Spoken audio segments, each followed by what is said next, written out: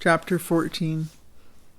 I couldn't help chuckling as Parnassus came over the brow of the hill, and I saw the river in the distance once more. How different all this was from my girlhood visions of romance.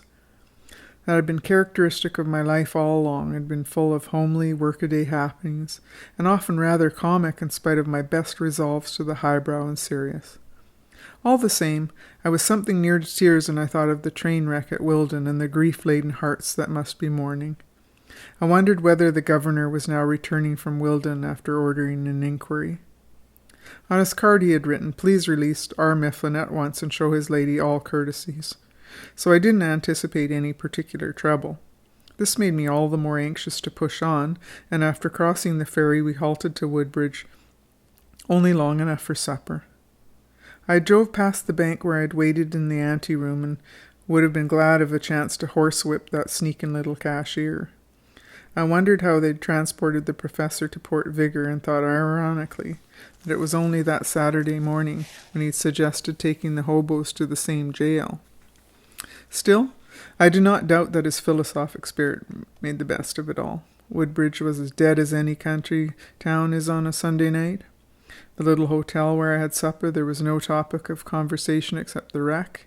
The proprietor, when I paid my bill, happened to notice Parnassus in the yard. "That's the bus that peddler sold you, ain't it?" he said. "Yes," I said. "Going back to prosecute him, I guess," he said.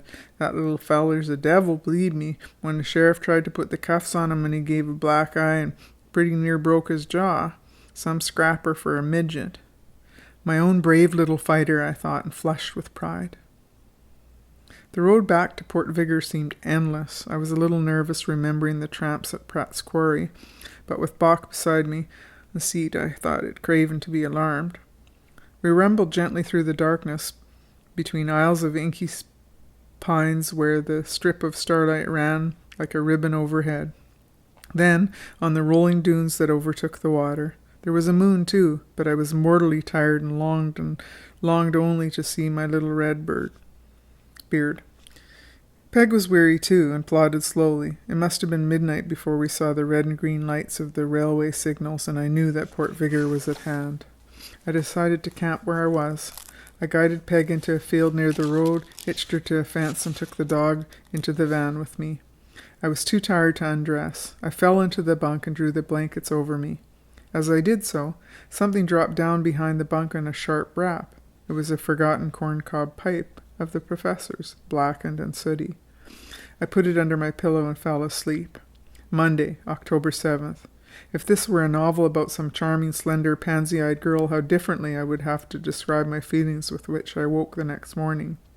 But these belong only a few pages from the life of a fat New England housewife. I must be candid. I woke feeling dull and sour. The day was grey and cool.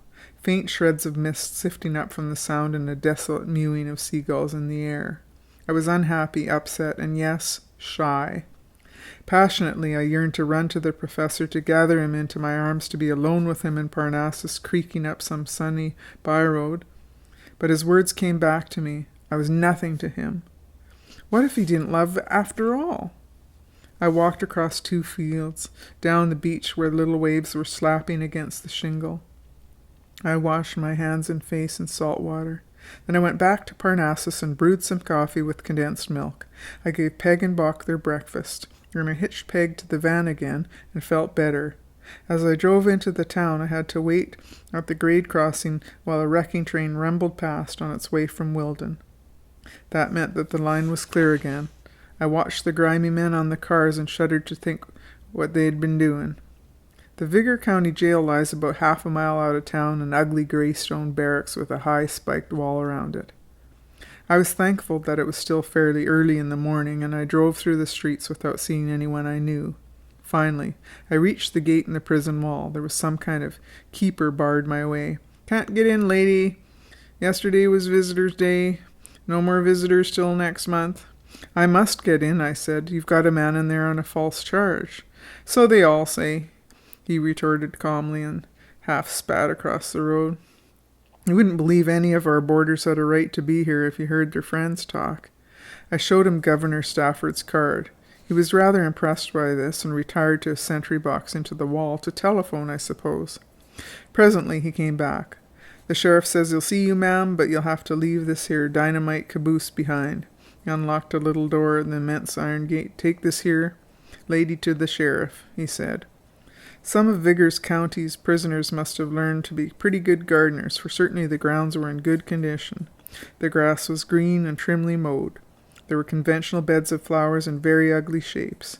In the distance I saw a gang of men in striped overalls mending a roadway. The guide led me to an attractive cottage on one side of the main building. There were 2 children playing outside, and I remember thinking that within the walls of a jail was surely a queer place to bring up youngsters. But I had other things to think about. I looked up at that grim grey building. Behind one of those little barred windows was the professor.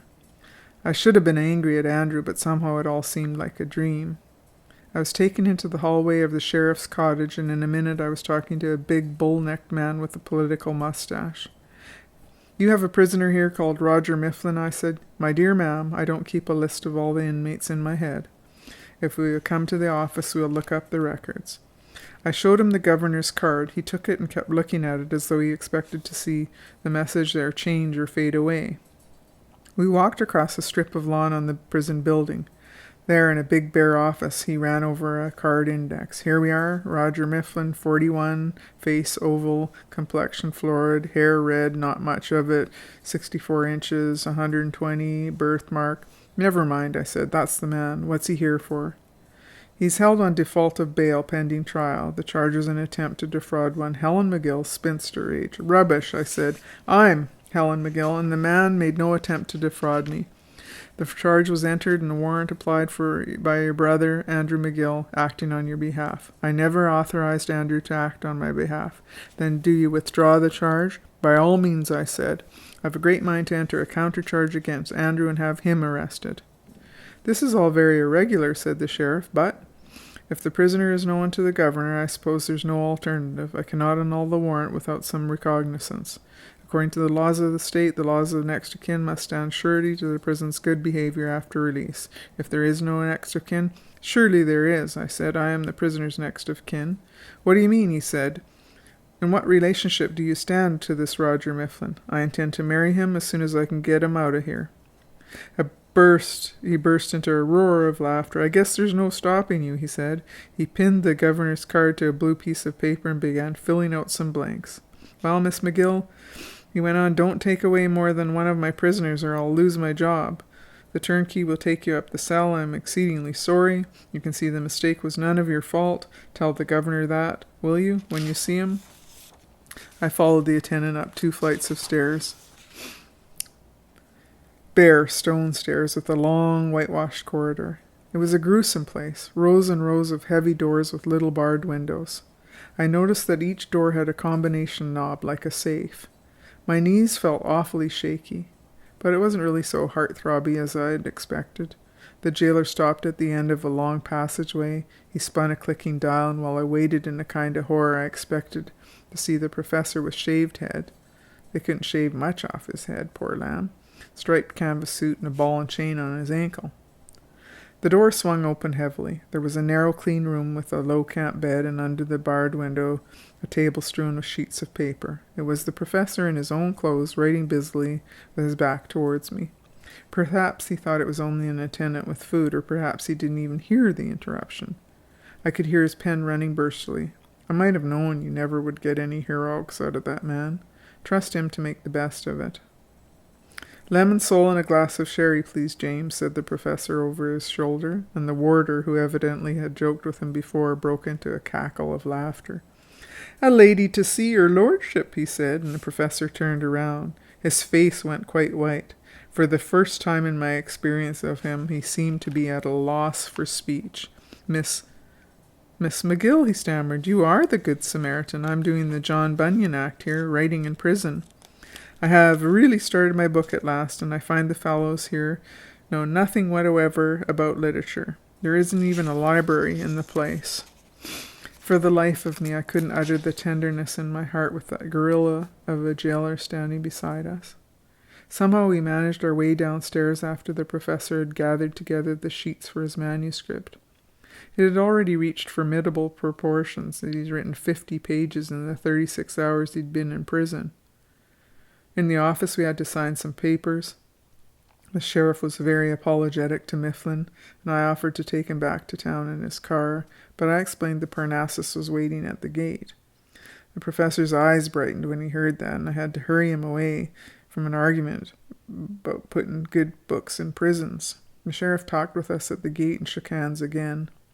Peg wickered up, and we came to get her, and the professor patted her soft nose. Bach tugged at his chain in a frenzy of joy.